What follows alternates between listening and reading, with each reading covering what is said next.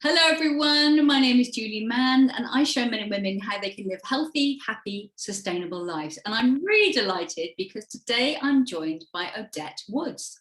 Hi Odette. Hello, lovely to be with you. Great to see you. So for those of you that don't yet know Odette, she is a transformational coach, an author and a speaker. I know, Odette, you've got many talents and skills. I know you've had an incredibly successful career, and I know that you also speak 3 languages, which I think is amazing. But I think a good place to start would be for you to tell us how life was when you were growing up as a young girl. Wow, there's something out of left field. Okay, so I'm one of 7 children, actually 8 children, because the first one died within a few months, but one of 7 children. 6 girls and 1 boy. And I grew up in Dublin in Ireland. And yeah, I mean, beautiful place to grow up. We were a few miles outside of Dublin city centre and a few miles from the sea and a few miles from the Dublin mountains. So yeah, happy memories. I came over here when I was going to music college many years ago now. So I've lived here longer than I've lived there now at this point, but yeah, it's still home. It's still home. You still got that beautiful, happy times. Yeah, and you still it got was that beautiful. beautiful Irish accent as well, which I love. Thank you. I think you can say absolutely anything; it'll be worth listening to. So, how about the beliefs that you inherited as a young girl, Odette? You know, the beliefs that, in hindsight, you might think weren't quite so useful.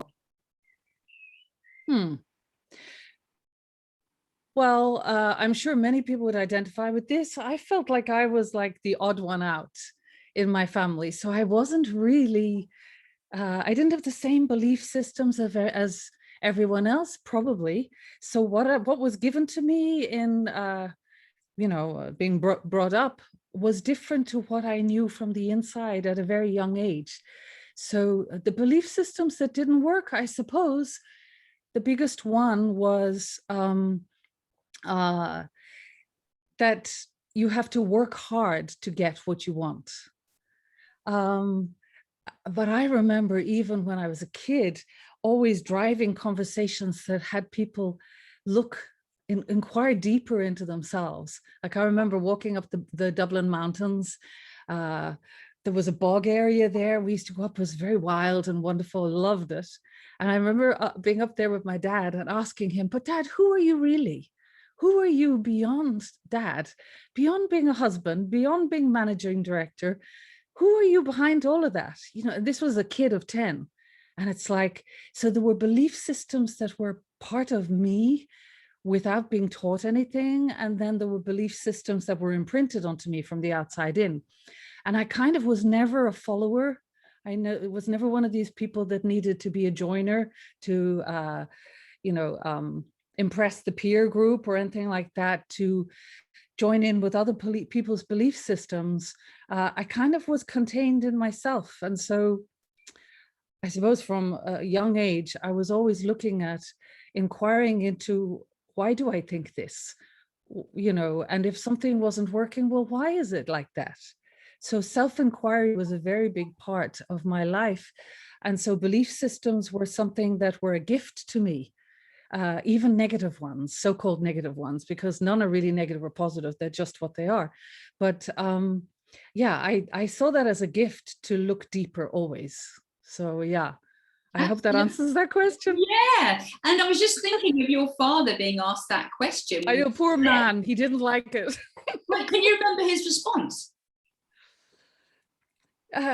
I think he was stopped by it because he thought, well, I don't know. I don't ask myself these questions. So a bit like, what were you asking me that for?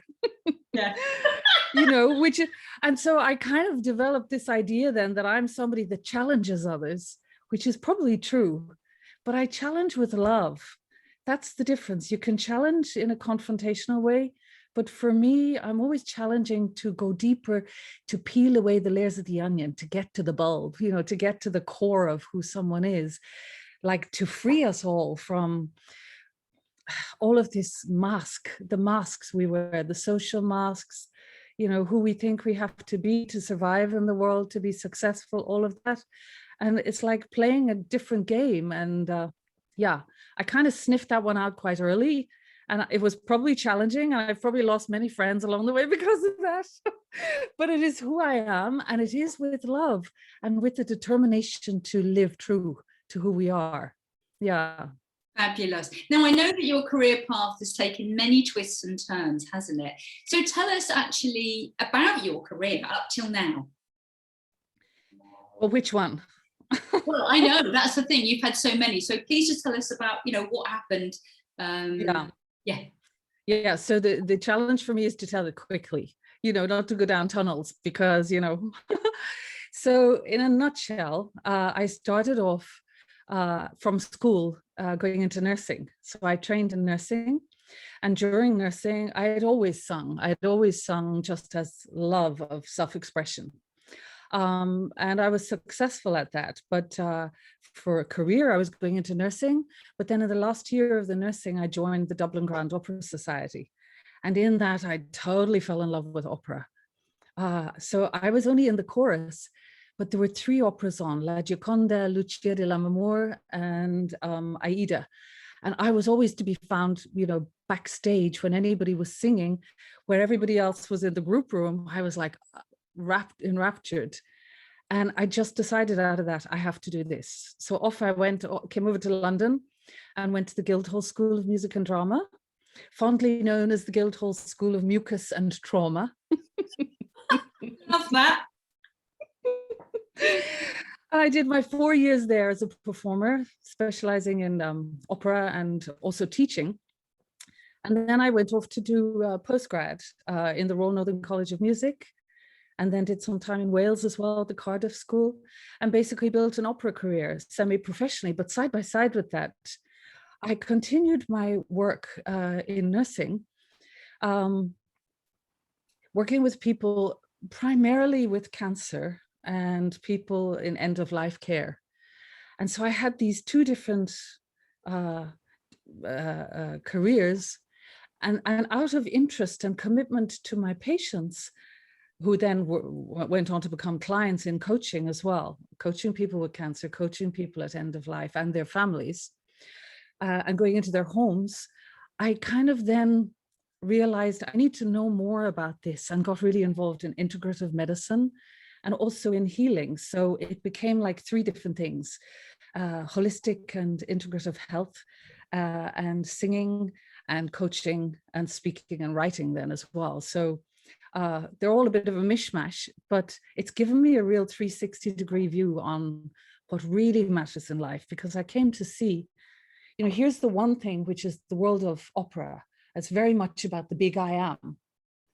And then nursing is very much about service. And it was in nursing that I discovered truly who I am, because you park your ego, you park your own concerns, and you literally are there to help.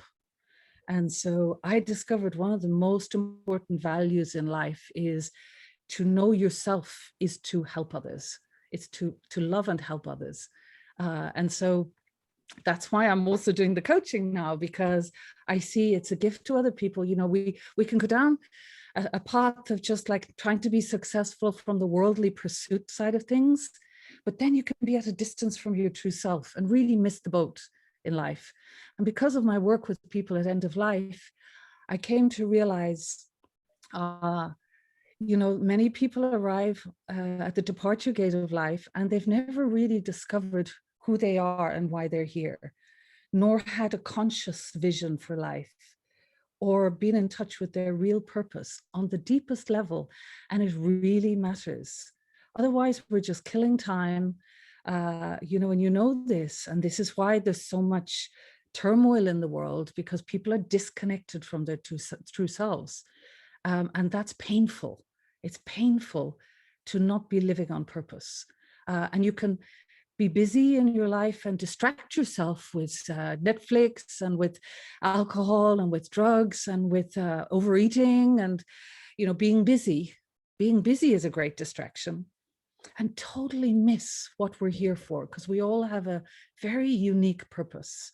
And so I love helping people peel away those layers and get in touch with what really matters for them, so that they're living in a fulfilled way. And then when you get to the departure gate, it's like, bye, I'm off, and happy and at peace with leaving the body. Wow. That's a long answer for a question. No, Sorry. that's an extraordinary answer. And I think to actually work in that field, doing end of life care, it really takes an extraordinary person, in my opinion. And although obviously from the day we're born, we're all dying, a lot of us maybe will never have an opportunity to be at someone's bedside or wherever they are when they take their last breath. So you've talked about how it was for some of the people that you nursed, but how was it for you? What was it like experiencing, witnessing their last breath? Yeah. Can you tell us more about that? Absolutely. That started with my own mom.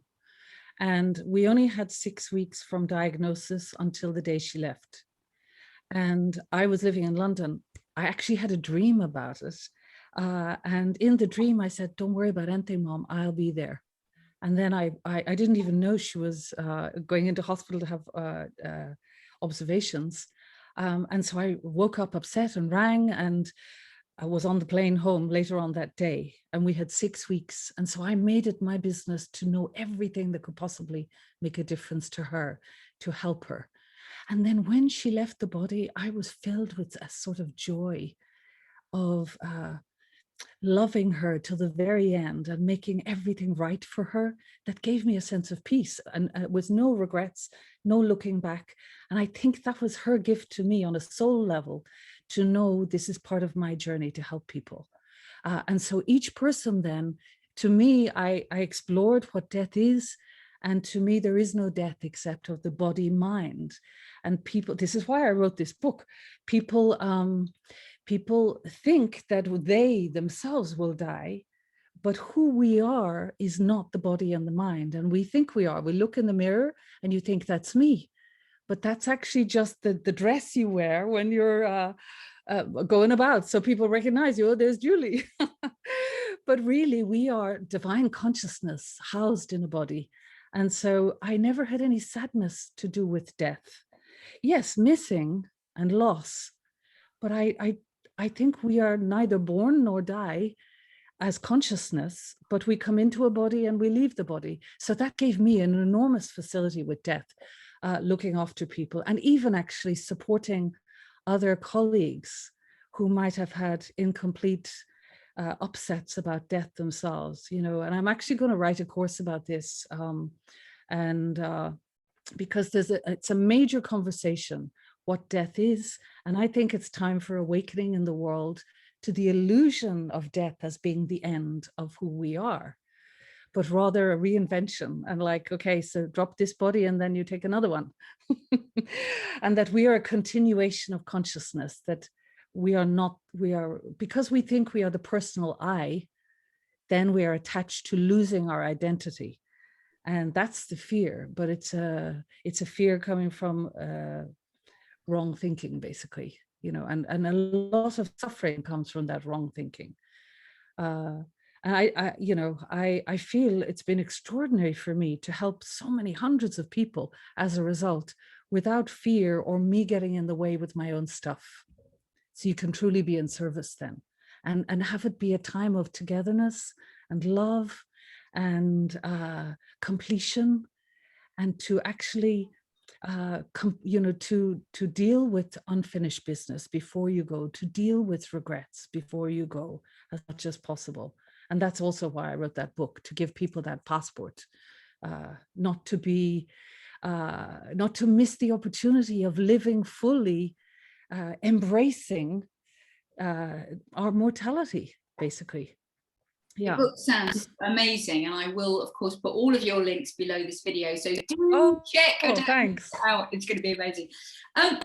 Yeah, I mean, I think that we're really weird in the Western culture, around death. We're just weird about it, and it is inevitable. And I think more needs to be done for people to kind of talk about it and address the concerns that they have in whatever way they need to do.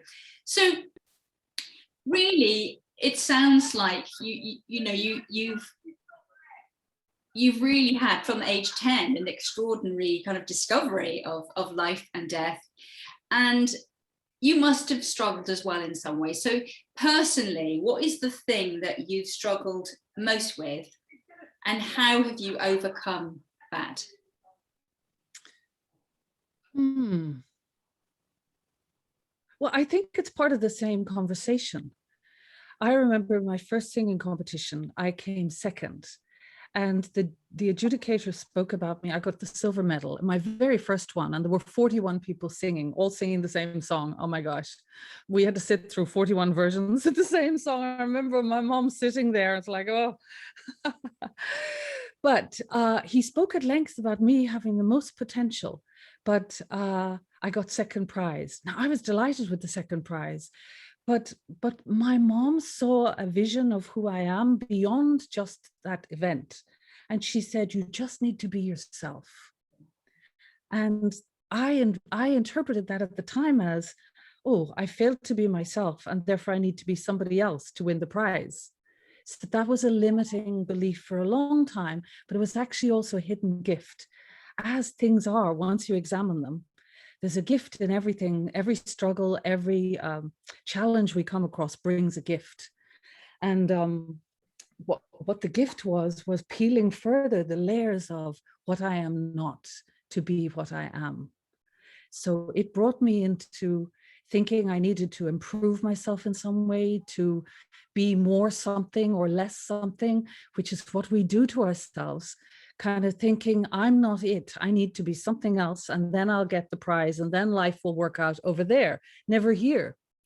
So that was a great journey, but it was a challenging one as well. I won't deny it. It's been a lifetime journey, but I've earned my stripes to be able to pass on the nuggets of wisdom that will help everybody else escape from that trap. Yeah, because I've arrived home knowing who I am on the deepest level. And to me, that's the only real point of life, to waken up to the truth of who you are. And to me, who we all are is divine love, thinking we are little people housed in little bodies that are limited, but we are pure love. And to live in love and in service of other people is to win the game of life, basically. I think. I love that. And I know you describe yourself as a cheerleader for greatness, and I absolutely love that expression. What do you actually mean by that, a cheerleader for greatness? Honestly, what I mean is what you're doing right now, I love doing. I love listening to people and listening to their spirit talking through and helping them be present to who they are beyond their limiting beliefs, beyond their concerns, beyond the fears that has you hide from the truth of who you are, or not even be able to pay attention to it and be present to it. I love to help people be seen. That was one of the key things as well, looking after people at the end of life. I came to realize sometimes people were never seen in their entire lives, never felt seen or heard, with kind of just loving presence. And I mean conscious presence, I suppose, because everybody loves, we all have love in our lives, but to be seen for who you are beyond the pretense is a gift that lets you out of prison, kind of. It allows you to feel like you have permission to shine then. And that really matters to me. So I love helping other people shine and wake up to the truth of who they are now. So that's what I mean by a cheerleader for greatness. I'm inspired by that. It's, I don't need to be the center stage one. I need to deliver my truth, but it's not about me. And I think ultimately that's more about the topic of service. It's not actually about us. When we are truly serving others, we realize ourselves. And so that's when I am truly myself, when I am facilitating others in some way. Which is why I love coaching. Yes. Yeah. So if someone watching is struggling with a belief in their own greatness, what advice would you give them, Odette? What I'd say is, what's in the way? What's in the way? Because we all we all, have a background program running with our limiting beliefs on a loop. And when you tune into that program, instead of tuning into the program of your truth, who you really are, it blocks you, because it's really you're focusing your mind on what you don't want rather than what you do want. And you're giving your power away then. And it's a distraction. It's a way of being distracted and sabotaging. Honestly, in my experience, people just need somebody to really see who they are, to be given that permission to shine. Somebody, a safe space, and really a confidential and safe space. So I'd highly encourage somebody to have a coaching session, even one session, to just experience that safe space, because in just even one session, you can presence your true self. When presence is met with absence, presence becomes present.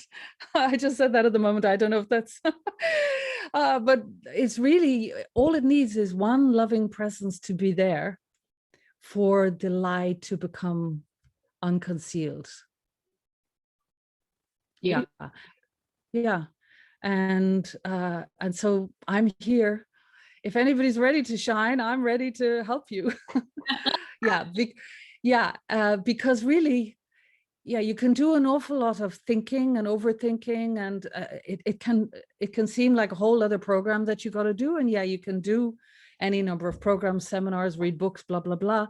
But there's nothing to compete with just feeling the embrace of acceptance and love in the moment for all that you are. No resistance, because resistance is what keeps us trapped. And resistance comes from the mind, it comes from a story. And we trap ourselves in our stories, which are basically fictional. And they are not who we are. So it's helping people just see the story they're telling themselves. So explore the story you are peddling. Every time people ask, who are you, or what do you do, or whatever else, just start listening to your own conversations about yourself and ask, are you your own champion? And if not, what can you do to change that? Yeah. Brilliant advice. One last question, Odette. When you're no longer on this planet, how would you like people to remember you?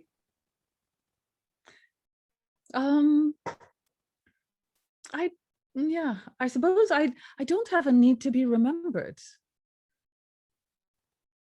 Who needs to be remembered? There has to be a person that is remembered.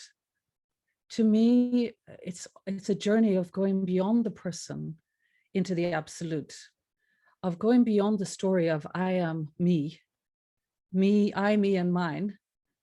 So the story of Odette doesn't really matter, but the love that you leave behind in people's hearts is, and how much you help while you're here. That's what matters to me. So I feel like a sense of urgency. There's so much suffering right now in the world. There's so many people struggling. And I just want to find a way to help more people just by being loving and supportive through coaching, through writing, through speaking. And so there's no need for measure of that, because truly the truth is there is only one of us. So all is a reflection. The outer world is a reflection of our inner self. And so the idea that you help somebody in selfless service, it's all really helping yourself. And so there is only one of us here, and that goes deep into kind of a whole other conversation, but that's where I live, that really there's only one of us. And so everything is just my own journey into self-realization, and everything that shows up in that is a gift for that. So, yeah. Wow. Odette Woods, it's been absolutely fascinating talking to you. Thank you so much. Can I say thank you to you? You are extraordinary. Looking at your YouTube channel, you're the most amazing interviewer. I'm like wanting you to have your own interview show, TV show. You'd be fabulous. You are fabulous. You're so generous. truly, I was looking forward to just sitting down and talking with you. I had no concern what questions you'd ask, because you shine a light for everybody that appears on this channel. So thank you for inviting me. It really has been a pleasure for me. Thank you.